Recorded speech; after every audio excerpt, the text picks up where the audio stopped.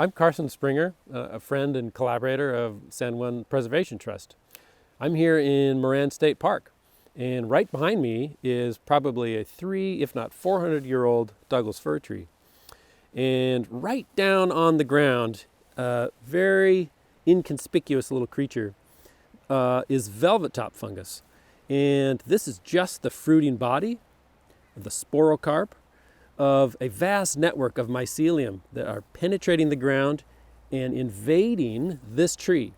And that mycelium that is in this tree is consuming the tree. In fact, it eats the cellulose of the tree, of the fibers.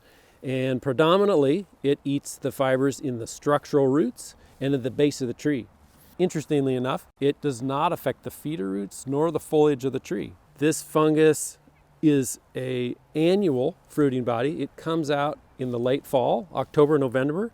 Oftentimes, this little creature here will develop into a dinner plate size fruiting body that sticks around for 4 to 6 weeks. And you may see them at the base of a Douglas fir about this time of year. So that same little velvet top fungus, as we can see, gradually over time consuming the cellulose fibers at the base of the tree and in those structural roots, while creating habitat inside the tree for cavity nesters and cavity creators and insects.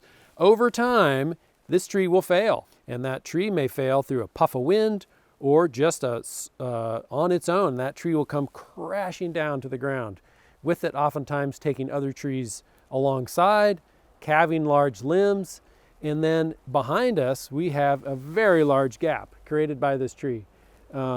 An opportunity for a new light environment, driving forest succession, creating mineral soil for plants and animals and insects and a whole host of species to take advantage of.